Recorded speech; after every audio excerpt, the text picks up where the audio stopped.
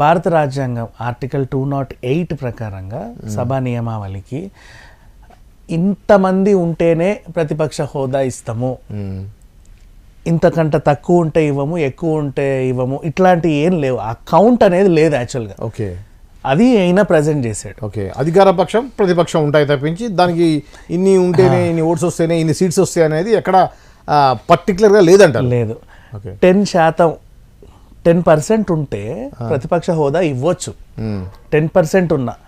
దీనికి ఎగ్జాంపుల్స్గా for example ఇప్పుడు 1984 లోక్సభ ఎన్నికలు జరిగినప్పుడు 543 సీట్లలో 30 సీట్లు టీడీపీకి వచ్చాయి. అప్పుడు ఉపేంద్ర గారికి ప్రతిపక్ష హోదా ఇచ్చారు. నెక్స్ట్ 1995 అసెంబ్లీ ఎలక్షన్స్లో ఉమ్మడి ఆంధ్రప్రదేశ్ అప్పుడు 294 సీట్లలో కాంగ్రెస్కి 26 వచ్చాయి. అప్పుడు పి జనార్దన్ రెడ్డిని ప్రతిపక్ష నేతగా గుర్తించారు. 10%. అటు ఇటుగా అట్లా ఆ కౌంట్ లేదు. అంటే మనం అనుకున్నట్టుగా 10% అంటే మినిమం ఇంత ఉండాలన్న అసలు ఆ కౌంట్లే పట్టించుకోవట్లేదు. 10% కంటే తక్కువ ఉన్నా కూడా ఇచ్చారు. నెక్స్ట్ మొన్న అంటే మొన్న కాదు, 2015 మన ఢిల్లీ అసెంబ్లీ ఎన్నికల టైంలో 70 స్థానాలకి బీజేపీకి 3 సీట్లే వచ్చాయి. అవును, అయినప్పటికీ దానికి ప్రతిపక్ష హోదా ఇచ్చారు. ఇవన్నీ గుర్తు చేస్తా, నాకు ఇక్కడ కనీసం 11 అన్న వచ్చాయి కదా 175కి, నాకెందుకు ఇవ్వవు? ఇప్పుడు 70కి 3 వచ్చాయి వాళ్ళకే ఇచ్చినప్పుడు నాకు 175కి 11 అన్న వచ్చాయి. 175కి అంటే అఫ్కోర్స్ ఇది లెస్ దెన్ 10% తర్వాత సంగతి. సో నాకెందుకు ఇవ్వచ్చు కదా. యాక్చువల్గా ఇక్కడ ఏంటంటే మొత్తం ఒకటే ఉంది ప్రభుత్వం. స్పీకర్ దగ్గర నుంచి అందరూ మా మీద వివక్ష చూపిస్తున్నారు. మొన్న స్పీకర్ ఏమో చచ్చేదాకా చావ కొడతామని చెప్పేసి అన్నాడంట. ఆ వీడియోలు కూడా వైరల్ అవుతున్నాయి. స్పీకరే అట్లా అంటే నన్ను చచ్చేదాకా చావ కొడతా అని ఇంకా నేను అక్కడ ఎలా గొంతిప్పుతాం? మేము ఏం మాట్లాడతాం? మేము మూలకు కూర్చుంటాం. ప్రజల సమస్యలు ఎలా తెలుస్తాయి?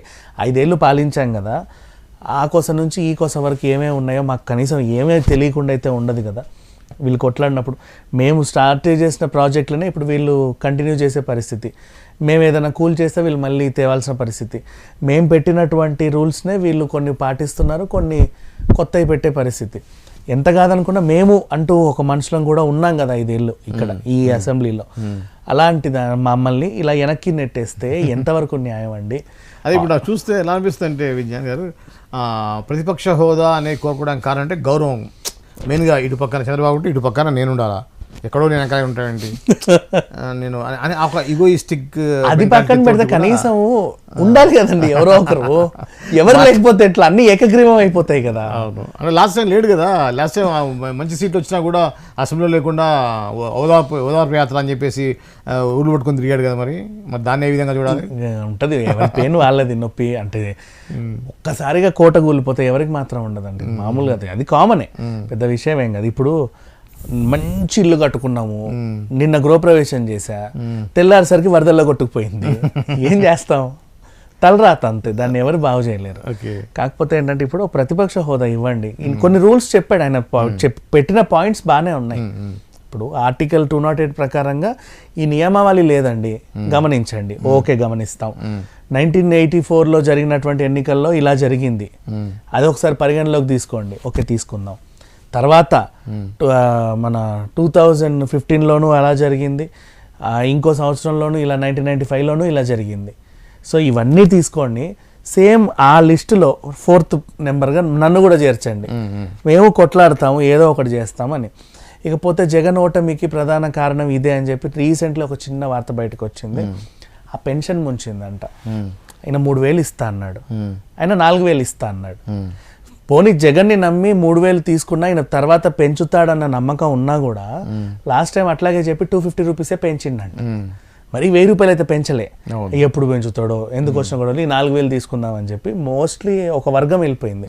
అట్లా ప్రతి దాంట్లో ఈయన 10 పైసలు ఇస్తా అంటే ఆయన రూపాయి ఇస్తా అన్నాడు, వీళ్ళు 2 రూపాయలు ఇస్తా అంటే ఆయన 10 రూపాయలు ఇస్తా అన్నాడు. మరి ప్రతి చోట జరిగేదే. తెలంగాణ కూడా జరిగింది. 6 గ్యారెంటీ నమ్మారండి జనాలు. మేనిఫెస్టోనే ముంచింది. 100 ఇయ్యి నువ్వు 101 ఇంకోటి ఇస్తా అంటే అటే వెళ్తారు జనాలు. ఎప్పుడైనా సరే అధికార పార్టీ వాళ్ళు చేసే చిన్న తప్పు ఏంటంటే మేము అధికారంలో ఉన్నాం కదా అని చెప్పి ముందే మేనిఫెస్టో రిలీజ్ చేసి పడేస్తారు. మిగతా వాళ్ళు చూసి చూసి చూసి ఏమేమి చెప్పాడా దానికంటే పైసా ఎక్కువ. దానికి ఒక అరకొర ఎక్కువ వేసుకుంటూ వెళ్తా ఉంటారు టిక్కులు. జనాలకు అవి నచ్చుతున్నాయి. సేమ్ ఇప్పుడు మన ఎక్కడ మహేశ్వరంలో తుక్కుగూడలో కదా కాంగ్రెస్ సభ జరిగింది. అవును, అవును. అదే కదా గెలుపుకు కారణం. అవును. అక్కడే 6 గ్యారెంటీలు ప్రకటించింది. పెద్ద సభ హిట్ అయింది. అది రాహుల్ గాంధీ వచ్చారు. అది హిట్. దాని ఇప్పటిదాకా నడుస్తా ఉంది. అవును. సో అట్లా ఏదో ఒక దగ్గర టర్నింగ్ పాయింట్ అవుతుంది. పాపం ఈయనకి ఆ పెన్షన్ ముంచింది, మేనిఫెస్టో ముంచింది అని అనుకోవచ్చు. కానీ ప్రతిపక్ష హోదా ఇస్తేనే బెటర్ అండి. ఇస్తేనే బెస్ట్, తప్పే ఉంది దాంట్లో. వాటి 11 వచ్చిన నిమిషం అంతా తెలుసు. సో ప్రతిపక్ష హోదా రానే ఒక అపవాదం తప్పించి యాక్చువల్గా ప్రతిపక్ష హోదాకి మీరు అన్నట్టుగా క్రైటీరియా ఇది లేదన్నప్పుడు, ఒక ప్రభుత్వం ఉన్నప్పుడు ప్రభుత్వం పాలకపక్షం ఉన్నప్పుడు ప్రతిపక్షం ఉండడం అనేది కామన్.